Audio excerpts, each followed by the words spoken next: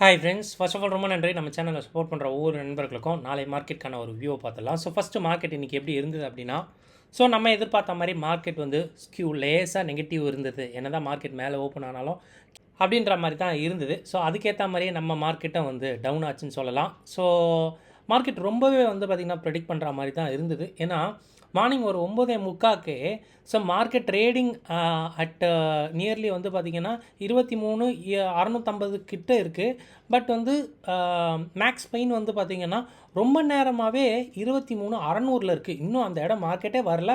But market வரணும் அப்படின்ற மாதிரி எதிர்பார்த்தது. ஸோ இது எப்போ நடந்ததுன்னா 9:45 நான் ஸ்க்ரீன்ஷாட்டை நான் எடுத்து வச்சுருந்தேன். ஸோ மார்க்கெட் ரொம்ப வந்து பார்த்திங்கன்னா ஒரு மாதிரி ரொம்ப ஸ்லோவாக கன்சாலிடேட்டாக மார்க்கெட் இங்கே தான் வச்சு முடிக்கணும் அப்படின்ற மாதிரி 23,600 செலக்ட் பண்ணியிருந்தாங்க. இதுதான் நேற்று நம்ம கம்ஃபர்டபுள் ஐவி கூட சொல்லியிருந்தது. மார்க்கெட் மேலே போகாது, மார்க்கெட் ஒரு மாதிரி ஒரு 100 பாயிண்ட் கீழே வச்சு கூட முடிக்கலாம் அப்படின்ற மாதிரி இருந்தது. ஸோ மார்க்கெட் அதுதான். இந்த லாஸ்ட்டு ஒரு அரை மணி நேரம் மூவ் வந்து நாளைய ரேட் கட்கான ஒரு மூவ். ஸோ எஸ்பிஐயோட ரிசல்ட் வந்திருந்தது. ஸோ ரிசல்ட் அந்தளவு இல்லை அப்படின்றது நினைக்கிறேன். ஸோ ஒரு அந்த ஸ்டாக் கீழே இறங்கி மேலே போயிட்டு அகெயின் மறுபடியும் கீழே தான் வந்தது. ஸோ மேபி மார்க்கெட்டை வந்து திருப்பி விடுவான் அப்படின்ற மாதிரி தான் நினச்சேன். பட் இல்லை, ஏன்னா காலோட ஓப்பன் இன்ட்ரெஸ்ட் 23,600, 650, 700, 750 இந்த ஓப்பன் இன்ட்ரெஸ்ட்லாம் பார்க்கும்போது இந்த பணம் எவ்வளோ தூரம் யார் எவ்வளோ பணம் வச்சுருக்காங்க அப்படின்றது வந்து தெரியுது. ஏன்னா நம்மளால் ஒரு இதுக்கு முன்னாடி இது நான் செல்லர் வியூவில் நான் சொல்கிறேன், ஓகேங்களா? ஸோ இவங்க 6 கோடி 5 கோடி ஒரு வால்யூம் வந்து இன்றைக்கி கொண்டு வந்திருந்தாங்க ஓப்பன் இன்ட்ரெஸ்ட்டு. இதுக்கெல்லாம் எவ்வளோ வந்து மார்ஜின் தேவைப்பட்டிருக்கோம் அப்படின்றது என்ன நினச்சி கூட பார்க்க முடியல. ஒரு லாட்டுக்கே இவங்க வந்து பார்த்திங்கன்னா எக்ஸ்ட்ராவாக மார்ஜின்லாம் கூட்டி நம்மளை வந்து ஒரு மாதிரி பண்ணுறாங்க. பட் இன்றைக்கி ஒரு பெரிய ஒரு மேசிவான ஒரு ஓஐ வந்து கால் சைடில் இருந்தது அப்படின்ற மாதிரி சொன்னோம். ஸோ டவுன் ஸ்கியூ இருந்தது தான் நம்ம ஆல்ரெடி நம்ம பார்த்தோம். இன்றைக்கி அது நல்லாவே ஒர்க் ஆச்சுன்னு சொல்லலாம். நாளைக்கு ஒரு பெரிய மூவ் கன்ஃபார்ம் அப்படின்ற மாதிரி இருக்குது. RBI likely to cut rate cut அப்படின்ற மாதிரி இருக்குது. இது கடைசி 5 வருஷத்தில் இதுதான் மொதல் ரேட் கட்டு. இது உண்மை அப்படின்னா இந்த மந்த்து இது இந்த லாஸ்ட் ஒரு 3 நாளைக்கு முன்னாடி போச்சுன்னு நினைக்கிற ஒரு லோ, அந்த லோ தான் லோவாக வச்சுக்கிட்டு மார்க்கெட் பர்ஃபார்ம் பண்ணும் அப்படின்னு நினச்சிக்கிட்டு இருக்கேன். ஏன்னா மார்க்கெட் மேபி இந்த நியூஸ் வந்துருச்சு அப்படின்னா ஆல்ரெடி மார்க்கெட் பாட்டம் அவுட் ஆகிடுச்சு அப்படின்ற மாதிரி எடுத்துக்கலாம். அண்ட் மார்னிங் இன்றைக்கி ஸ்டாடல் ப்ரீமியம் பார்த்தோம் அப்படின்னா ஸ்டார்ட் ஆஃப் த டே கிட்டத்தட்ட வந்து 122 ப்ரீமியம் இருந்தது. ரொம்ப வந்து ப்ரெடிக்டிவாக இருந்தது அப்படின்றது தான் வந்து பார்த்திங்கன்னா நல்லாவே வந்து பார்த்திங்கன்னா ஒரு 2 மணி நேரத்துலேயே அதுக்கு பாதி கரைஞ்சிருச்சு. ஸோ மார்க்கெட் போக ஒரு டீசெண்டான ஒரு விஷயந்தான். பட் இன்னும் 3-4 ஸ்ட்ரைக் வந்து மாற்றிருக்க தோணும். பட் இன்றைக்கி ப்ரீமியம் டிக்கே ரொம்ப அருமையாக இருந்தது அப்படின்ற மாதிரி தான் சொல்லணும். பட் கடைசி அரை மணி நேரம் 3/4 மணி நேரத்தில் நல்ல ஒரு விஷயம் கிடச்சிது. இந்த மணியில் புட் செல் பண்ணவங்கலாம் வெளியே வரதுக்கான விஷயமா இருந்திருக்கும். ஒரு டிராஸ்டிக்கான ஒரு 40-50 பாயிண்ட் வந்து மார்க்கெட் ரெக்கவர் ஆச்சு அப்படின்னா அது இந்த மணியில் இருக்க புட்ஸை வந்து பார்த்திங்கன்னா வெளியே எடுக்கிறதுக்காக இருக்கும். அதுக்கு தான் வந்து பார்த்திங்கன்னா இந்த டவுன்லேருந்து அப்போ அந்த விஷயம் அப்படின்ற மாதிரி நான் பார்க்குறேன்.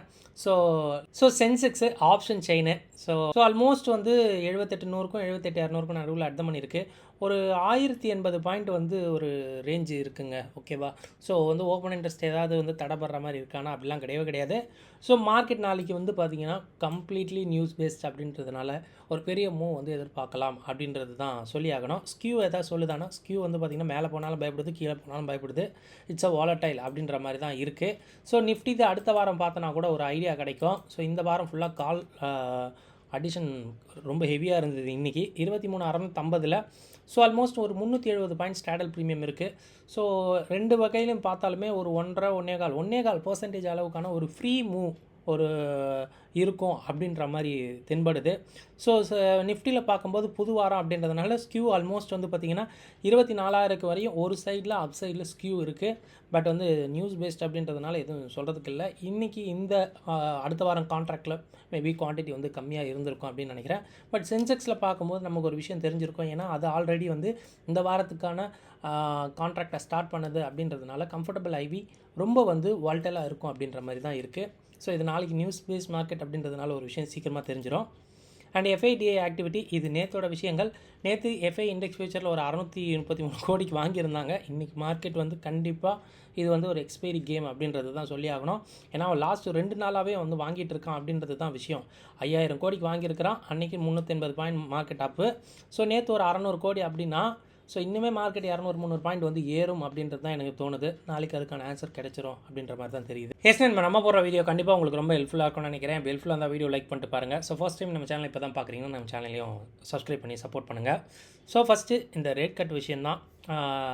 இருக்கும் அப்படின்ற மாதிரி தான் சொல்கிறாங்க.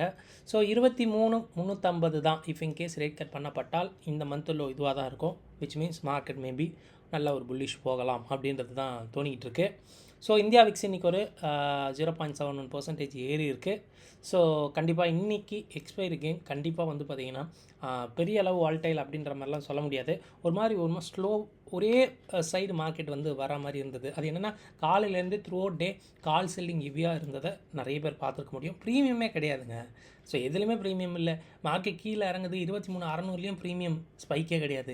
அதுவும் வந்து பார்த்தோன்னா மார்க்கெட் இங்கே தான் முடிய போகுது, நீ எங்கேருந்து வேணா வா, மார்க்கெட் இங்கே தான் முடியும் அப்படின்ற மாதிரி வந்து காலையிலே வந்து தெரிஞ்சிடுச்சு. அப்படின்றதுனால பெரிய ஒரு ஸ்பைக்கு இன்ட்ராடேயில் நான் பார்க்க முடியலை. இதுதான் உண்மை. டெக்னிக்கலாக பார்க்கும்போது 2 டேஸ் ஹை அண்ட் லோவாக நீங்கள் மார்க் பண்ணிக்கோங்க. கூடவே பிபி டைனமிக்கை நீங்கள் யூஸ் பண்ணிக்கலாம். ஸோ டேட்டா ஃபார் ஆப்ஷன் ட்ரேடர்ஸ்க்கு ஃப்யூச்சரை வச்சு பார்க்கும்போது ஏதாவது விஷயம் இருக்கா அப்படின்னு பார்த்தீங்கன்னா, நிஃப்டி டவுனு, ஓப்பன் இன்ட்ரெஸ்ட் அதிகமாக இருக்குது. கிட்டத்தட்ட ஒரு 3 லட்சம் வந்து அதிகமாக இருக்குது. ஸோ பேங்க் நிஃப்டி வந்து பார்த்திங்கன்னா மார்க்கெட் டவுனு, இல்லை மார்க்கெட் அங்கே வந்து பேங்க் நிஃப்டி வரும் ஃப்ளாட்டாக தான் இருந்தது. ஸோ 27,000 குவான்டிட்டி வந்து பார்த்திங்கன்னா வெளியே போயிருக்கு. மேபி இது வந்து லாங் அன்வைண்டிங் கூட எடுத்துக்கலாம். மிட் கேப் மார்க்கெட் இறங்கியிருக்கு, ஓப்பன் இன்ட்ரெஸ்ட் இறங்கியிருக்குன்னா கண்டிப்பாக மேபி லைட்டாக ஷார்ட் இருக்கும். நிஃப்டிலையும் மிட் கேப் நிஃப்டிலையும் லைட்டாக ஷார்ட் இருக்கிற மாதிரி தான் எனக்கு தெரியுது. டெக் ஸ்டாக்ஸ் வந்து பார்த்திங்கன்னா கொஞ்சம் செல்லிங் ப்ரெஷரில் தான் இருந்துக்கிட்டு இருக்குன்னு சொல்லலாம். ஃபியூச்சர்ஸ் ஸ்பாட்டில் மார்க்கெட் இறங்குது, ப்ரீமியம் ஏறுது அப்படின்னா லேசாக அதில் ஷார்ட் மேபி இருக்கலாம். பேங்க் நிஃப்டின்னு சொல்லும்போது இல்லை, பேங்க் நிஃப்டியில் பெருசாக வந்து மார்க்கெட்டே இறங்கல, பெரிய ஓப்பன் இன்ட்ரெஸ்ட் சேஞ்சஸும் இல்லை. மேபி இது வந்து நமக்கு ஒரு க்ளூ வந்து கொடுக்காது. மிட் கேப் நிஃப்டி நேற்று இருந்த ப்ரீமியத்தை விட இறங்கியிருக்கு அப்படின்றதுனால மார்க்கெட்டே இறங்கியிருக்கு, ப்ரீமியம் இன்க்ரீஸாக இருக்குன்னா அது மேபி லாங்காக எடுத்துக்கலாம். ஸோ இன்றைக்கி நிஃப்டியும் பேங்க் நிஃப்டிக்கும் ஒரு பெரிய க்ளூ இருக்காது. ஏன்னா நிஃப்டிக்கு எக்ஸ்பைரி அப்படின்றதுனால பிசிஆர்லாம் வந்து பெருசாக வந்து தெரியாது. இவ்வளோ டிராஸ்டிக்காக இறங்கியிருக்கு அப்படின்னு பார்த்தீங்கன்னா இல்லை. இன்றைக்கி வந்து பார்த்திங்கன்னா 5 கோடி 6 கோடிலாம் ஓப்பன் இன்ட்ரெஸ்ட் ஏறிச்சு அப்படின்னா கால் சைடு தான் ஏறிச்சு, புட் சைடு பெருசாக ஏறலை. அப்போது இங்கே இந்த பிசிஆர் வந்து பெருசாக உண்மையாக இருக்க வாய்ப்பு இல்லை. ஸோ பேங்க் நிஃப்டி அப்படின்னு பார்க்கும்போது ஓரளவு மெயின்டைன் வந்து மார்க்கெட்டில் புட்டு இருக்குது. ஏன்னா நாளைக்கு வர நியூஸ் வந்து கண்டிப்பாக பேங்க் நிஃப்டிக்கு அப்படின்றதுனால புட் செல்லர் இன்னுமே இருக்காங்க. மிட் கேப் நிஃப்டி ஓரளவு லேசாக ஷேடாக இருக்குது. இன்றைக்கி அவன் மார்க்கெட் 1% அளவு விழுந்திருக்கு அப்படின்றதுனால கண்டிப்பாக வந்து புட் ஷேடு நடந்திருக்கும் அப்படின்னு நினைக்கிறேன். ஸோ குளோபலாக பார்க்கும்போது யூஎஸ் ஃபியூச்சர் ஒரு மாதிரி ஃப்ளாட்டாக தான் ட்ரேட் ஆகிட்டுருக்கு. ஸோ பேங்க் ஆஃப் இங்கிலாண்டுன்னு நினைக்கிறேன். பேங்க் ஆஃப் இங்கிலாந்து வந்து பார்த்திங்கன்னா அவங்க வந்து ரேட் கட் வந்து இன்றைக்கி பண்ணியிருக்காங்க. ஸோ ஃபெட்டும் வந்து ஆல்ரெடி பண்ணப்பட்டிருக்கு. ஸோ ஆர்பிஐ என்ன பண்ணுவாங்க அப்படின்றது வந்து நாளைக்கு கண்டிப்பாக தெரிஞ்சிடும். ஸோ பார்க்கலாம், ரேட் கட் எல்லோரும் எதிர்பார்க்குறாங்க அப்படின்றது தான் விஷயம். ஸோ இருந்தது அப்படின்னா மார்க்கெட்டுக்கு இன்னும் நிறைய நல்ல ஒரு ஸ்டிமுலையாக இருக்குங்க, வேறு எதுவும் கிடையாது. ஸோ சென்செக்ஸ் வந்து ஒரு 1080 பாயிண்ட் வந்து ஸ்டாண்டர்ட் ப்ரீமியம் வச்சுருக்கு. விச் மீன்ஸ் வந்து ஆல்மோஸ்ட் வந்து ஒரு 1.25%, 1.5% அளவுக்கு. இதே நிஃப்டிக்கு 370 பாயிண்ட் இருக்குது. இதுவுமே ஆல்மோஸ்ட் வந்து பார்த்திங்கன்னா 1.5%. அப்போது 1.5% அளவுக்கு மூவ் இருக்குமான்னு கேட்டிங்கன்னா தாராளமாக மார்க்கெட் வந்து நாளைக்கு போகலாம் அப்படின்றது தான். ஸோ நல்ல ஒரு என்டர்டைனாக மார்க்கெட் இருக்கும். நாளைக்கு ஒரு மூவ் இருக்கும். ஐவி ரேஞ்ச் வந்து வால்டைலில் தான் சொல்லுது ஃபார் சென்செக்ஸ்க்கு. நிஃப்டிக்கு வந்து பார்த்திங்கன்னா ஒரு மாதிரி ஸ்கியூ லேஸாக அப்சைடில் தான் இருக்குது. பிகாஸ் அது நாளைக்கு வர வாரம் அப்படின்றதுனால மேபி ஸ்கியூ வந்து அப்சைடு ஓப்பன் ஆகிருக்கு. மார்க்கெட் வந்து லார்ஜ் கேப்பில் ஃபஸ்ட்டு வந்து ரெக்கவர் நல்லா இருக்கும் அப்படின்னு சொல்லலாம். அதை பொறுத்து ஷார்ட் கவர் மிட் கேப்லேயும் நடந்தது அப்படின்னா அதுவுமே இன்னும் நல்லா பர்ஃபார்ம் பண்ணும் அப்படின்ற மாதிரி தான் தெரியுது. ஸோ சம்மரி அப்படின்னு சொல்லும்போது நாளைக்கு ஒரு மூவ் கண்டிப்பாக இருக்குது. அது பெரிய மூவாக தான் இருக்கும் அப்படின்னு தான் எனக்குமே தோணிகிட்டு இருக்குது. பார்க்கலாம். பேங்க் நிஃப்டி ரொம்ப ஃபோக்கஸ்டாக இருக்கும். கண்டிப்பாக வந்து பிஎஸ்சி ஸ்டாக்ஸும் ப்ரைவேட் பேங்க் ஸ்டாக்ஸும் நாளைக்கு நல்ல ஒரு பர்ஃபார்ம் பண்ண வாய்ப்பு பார்க்கலாங்க. ஸோ என்ன தான் நடக்கும் அப்படின்ட்டு ஸோ செக் பண்ணுங்கள். இவ்வளோ விஷயம் நம்ம பேசியிருக்கோம். இது எல்லாமே பப்ளிக்கில் ஆல்ரெடி அவைலபிளாக இருக்க டேட்டா தான். நீங்கள் உங்கள் ட்ரேடுக்கு நீங்கள் ஓன் அனாலிசிஸ் பண்ணி எடுங்க. ஸோ இந்த வீடியோ பார்த்ததுக்கு ரொம்ப நன்றி. தேங்க்யூ. ஜெய்ஹிந்த்.